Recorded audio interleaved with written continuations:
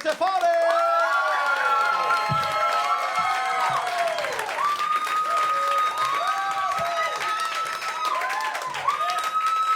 All right. I am Taylor, and I'm here to tell you there were signs.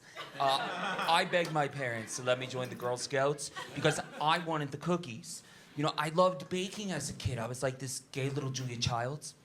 Except I was 7 and Italian, so I had a really long mustache.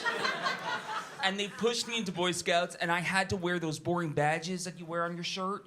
And I remember running up to my mom at the ironing board, and I'm like, I don't need symmetry, I want magic. She's like, okay, Betty Davis. So, Halloween, can I tell you there were more signs? The first traumatic Halloween I remember, my parents put me in a cowboy costume.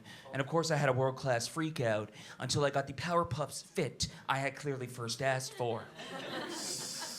I knew we were all gonna have to be on the same page after this, so I started sketching Halloween storyboards as early as August. Age 6, I present my mother a design. She looks at it. Dracula, cool. I said, it's clearly Maleficent. Age 7, that was a good year. Now mom's a little nervous. She doesn't want to get it wrong. I show her another design. She's like, Howard Stern. You want to be Howard Stern. I said, Mom, that's Cher. Back to my studio.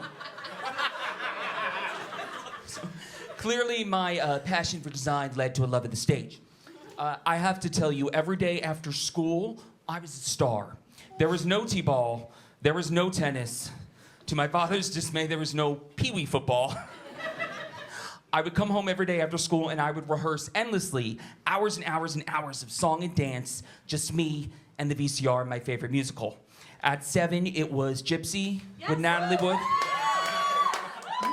She's dead. Pushed her right off that yacht, allegedly. It is my dream death to be pushed off by someone else's husband, allegedly, but thank you. So I come home one day and Mom says, okay, no musicals. We have a waterbed being delivered. Go outside. Ding dong. Can I tell you, the most beautiful 6'4" delivery man. Neck tattoos up to here. He had a 90s mullet. Yeah. He was a cross between like Chris Hemsworth and Hannibal Lecter. Now, I don't know what's going on, but I'm starting to have all the feelings. And I realized one thing, this is my first gentleman caller. So I wait, I sneak upstairs, I grab my mink stole, I'm 7. It's my red Mighty Mouse cape.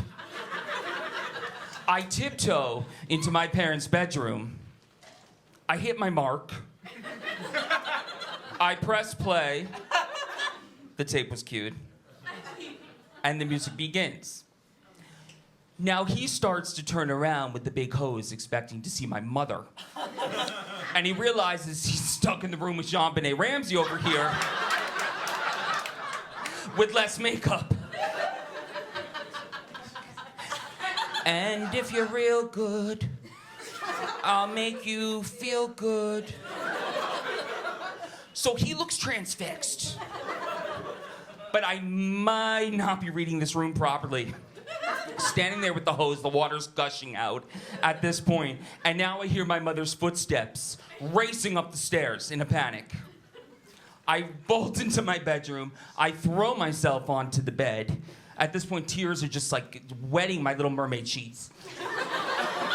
And I'm expecting another lecture on appropriate song and dance opportunities.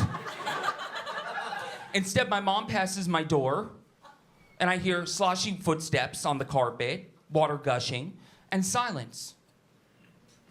Just 2 adults processing my spellbinding performance. And then I hear my mother's voice. She says, "We've been seeing signs he might be a homosexual." That's it, good night.